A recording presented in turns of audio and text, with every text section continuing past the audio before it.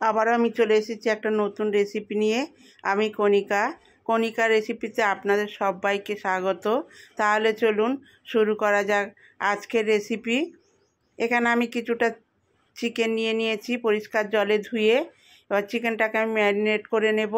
তার জন্য দিয়ে দিলাম 1 চামচ রসুন বাটা, দিয়ে দেব 1 চামচ আদা বাটা, আর দিয়ে দেব 2 চামচ টক দই। আপনাদের চিকেনের পরিমাণ অনুযায়ী আপনারা মশলাগুলো ব্যবহার করবেন, কম বেশি লাগবে। আর দিয়ে দেব স্বাদ অনুযায়ী লবণ। আমি ম্যারিনেট করার সময় লবণ দিয়ে দিচ্ছি, আপনারা দিতেও পারেন, পরেও দিতে পারেন। এগুলোকে ভালো করে আমি মাখিয়ে নেব।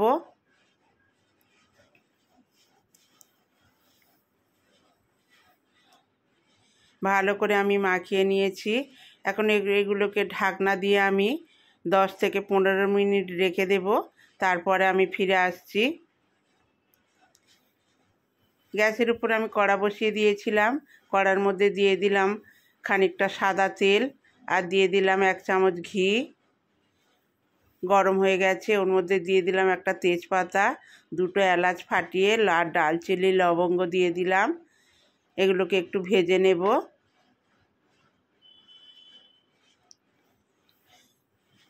এখানে আমি 3টে মাঝারি সাইজের পেঁয়াজ পেস্ট করে নিয়েছিলাম। পেঁয়াজ বাটাটা দিয়ে দেব, দিয়ে এটাকে ভালো করে ভেজে নিতে হবে।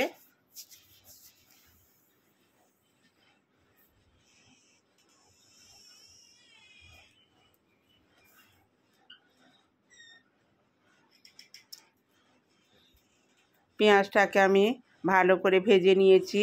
এখন ওর মধ্যে দিয়ে দেবো সেই ম্যারিনেট করা চিকেনগুলোকে পেঁয়াজের সাথে একটু ভেজে নিতে হবে।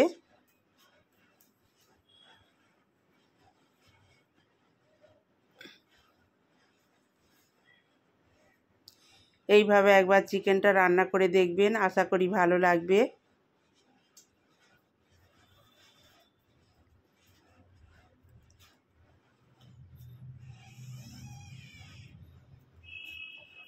চিকেনটাকে আমি ভালো করে কষে নিয়েছি। এর মধ্যে কিছু মশলা অ্যাড করব। দিয়ে দেব 1/2 চামচ হলুদ গুঁড়ো, 1/2 চামচ জিরে গুঁড়ো, 1/2 চামচ শুকনো লঙ্কার গুঁড়ো, 1/2 চামচ ধনে গুঁড়ো, আর দিয়ে দেব 1/2 চামচ কাশ্মীরি লঙ্কার গুঁড়ো। আবারও আমি কিছুক্ষণ ভালো করে কষে নেব।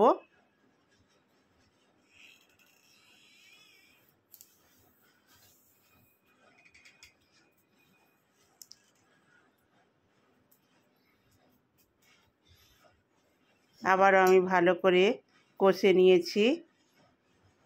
এখানে আমি 10 থেকে 12টা কাজু বেটে নিয়েছি। কাজু বাটাটা দিয়ে দিলাম।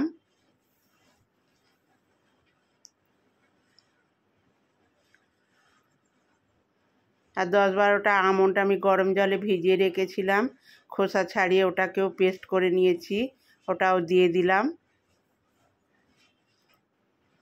আবার আমি কিছুক্ষণ ভালো করে কষে নেব।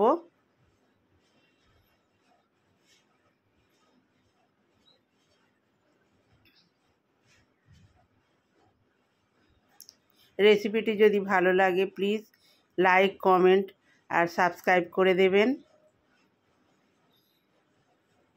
এখন এর মধ্যে দিয়ে দেব আমি লিকুইড দুধ। এখানে আমি 1 বাটি লিকুইড দুধ দিয়ে দিলাম।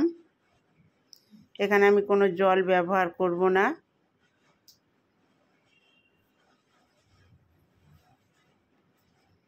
এটাকে ঢাকনা দিয়ে আমি 10 মিনিট লো ফ্লেমে রেখে দেব। 10 মিনিট পরে আমি ফিরে আসছি। 10 মিনিট পরে আমি ফিরে এসেছি। এটা আমার একদম রেডি হয়ে গেছে। দিয়ে দিলাম 1 চামচ চিনি, কিছুটা দিয়ে দেব কালো মরিচের গুঁড়ো, আর গরম মশলা।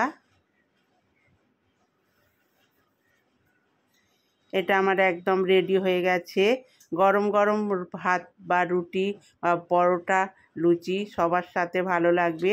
আমি আমার ভিডিওটা আজকের মতো এই পর্যন্ত শেষ করছি। আগামী পর্বে আবার একটা নতুন ভিডিও নিয়ে চলে আসব। ততক্ষণে আপনারা সবাই ভালো থাকবেন, সুস্থ থাকবেন, সাবধানে থাকবেন।